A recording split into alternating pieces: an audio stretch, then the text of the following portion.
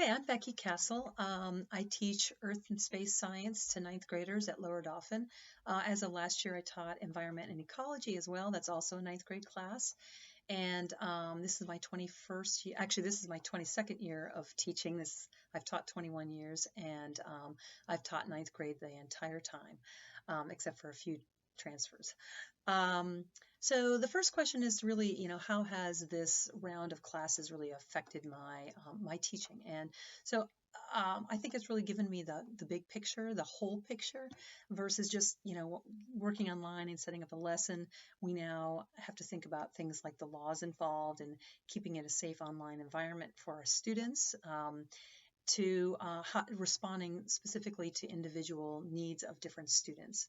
And I think this class that we're currently in is trying to put it all together. 632. It's having us sort of put together lessons and look at it from all perspectives. It's informed my view of online teaching because it's helped me take a look at lessons and think about how I would actually put together a lesson for an online class, keeping all these things in perspective. So I think it's helped me with the planning part of that. How would he plan something like that? And that it's not all about content, but also about all these other things. Again, adapting it for individual learners and things like that. The thing that has shaken me to my very core is that this is a growing trend, obviously. I mean, our school has now gone one-to-one in the freshman and sophomore classes, and that's not going to go away.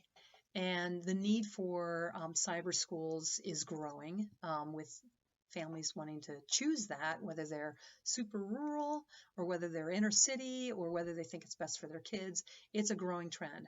But I don't think it is the silver bullet for education. I think it's another tool, and as all tools get used, they become less exciting. And so I just think this isn't the silver bullet. And there are a lot of students who this at this point doesn't necessarily work the best for, particularly at-risk students, students that have poor reading comprehension skills, students have poor home environments where they don't have any support, whether it's because their parents are at work or their parents just don't really care all that much.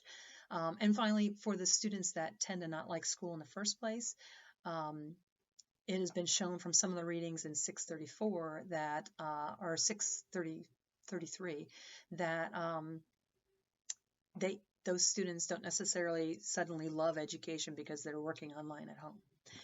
Okay, so that's what's shaking me to my very, very core. Another thing that's really shaking me to my very core is that school is not just about the academic, and I just feel like the trend is that, you have these tests and we've got to get them ready for these tests, and so we're going to study more, and we're going to, we have the assignment in this class that's next is designing that flexible class for snow days. And it's like, snow days are like that magical day and where you don't have anything to do and no expectations, and we're going to take that away and we're going to make sure they sit down and learn some more, because heaven forbid they have a day off.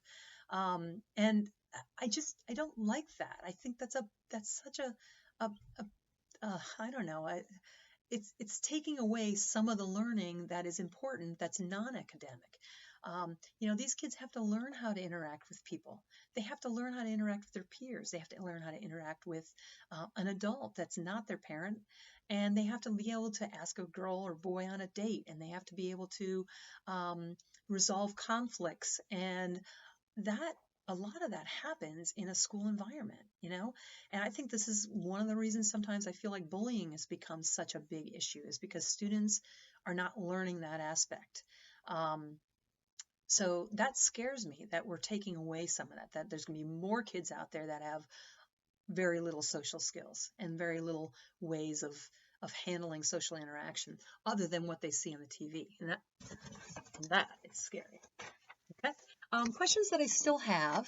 In 633, we did a lot of reading about, again, individualized learners, and And there's definitely, it was repeated in several different articles that there isn't a lot of research out there on addressing students that have learning difficulties.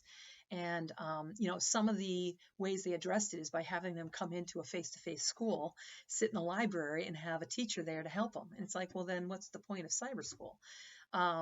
So how do we address that?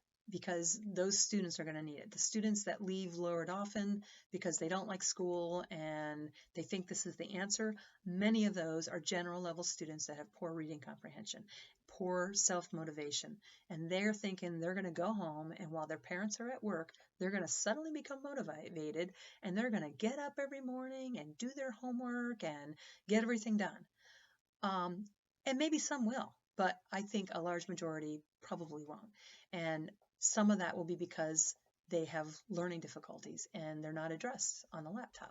So we gotta get some research out there, and it's clear that this is all new. So it's going to take some time. So that, I think that's got to be a focus. And how do we address those things? My philosophy of teaching online, I thought it was hard to put it in a sentence, so I just bulleted like my philosophy. One is you got to be a well-planned teacher. You got to have things planned so that when students come in, they know you are not flying by the seat of your pants. You've got a plan, you have a goal, that one lesson follows another. I like to have high expectations of my students, not beyond their reach, but I want them to come in and know that I'm their teacher. I have high expectations. I know they can do it, and I want them to put forth that effort and show me that they can do it. And I think if I have high expectations of them, they're more likely to reach that. If I think lowly of them, they're going to go for that. So think high. Positive, energetic learning environment. I think that's a philosophy of mine. Building a rapport with students is very important. If you want the kids to put forth any effort from them, you got to have that rapport, and you have to put effort into doing that. And then finally, open communication with students and parents, making them feel comfortable to come to me if they have any problems or any questions. Has my philosophy changed with these classes? Really not. All those things are good standard teaching philosophy points. The difference is that we have a new tool, and that tool is the computer. And so that opens up different methods of attaining the same philosophy or reaching the same philosophy. So I have to come up with new ways to implement some of these things. So like building a rapport when I have students walking into my class is much different than building a rapport with students that I can't see and that I can only hear them. So new tools, it's going to take some time, but I think philosophy has stayed the same. The last one was looking at Rice's reading and how this online endorsement classes have informed my face-to-face instruction. And when I read things like that, it makes me feel so motivated. Wow, she's implementing all these new strategies and active learning and individualized instruction and all these great things, and it sounds fantastic. But I want to see it. I want to, show me the money. I hear these things. I would like to find some of Rice's lessons, not ones that she's done so that we can see them. I want to just come upon her lessons on YouTube and see, what is she doing? What strategies is she doing? I want to see this, because when I watched the Agora lessons, which I really appreciated in 633, the science lesson that I watched, which was well planned, was literally not any different than if they were sitting in my class. Driven by PowerPoint, lots of good visuals, lots of interaction with the students, with the visual aids from the PowerPoint, but same deal. She gave some instruction, she discussed it with students, she asked questions, they responded, just like we do in my class. After some instruction, she had some formative assessment questions that they would answer. Again, just like I've done in my class. By the time I was done with the lesson, I thought, this could have been in my room. And it was a good lesson, but it wasn't utilizing any new earth-shaking, groundbreaking strategies that I've never been able to do because I'm sitting in my classroom. So that's my final thing. I want to see it. Okay, so that's it. Thank you.